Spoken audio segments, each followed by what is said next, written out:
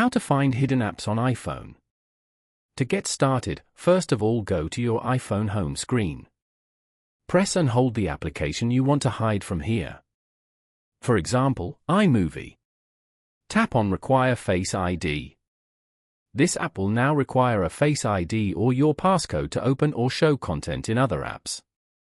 Then, tap on Hide and Require Face ID. This app will no longer be visible on your iPhone, except in a few places such as Settings. Here, tap on Hide App below to confirm. As you can see, you will no longer find the application on your home screen. Then, swipe left to go to the app library.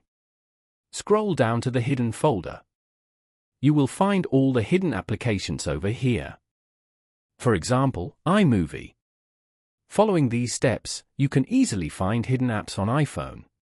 Thank you for watching. Please leave a like if this tutorial helped you, or leave a comment below if you have any questions related to the video.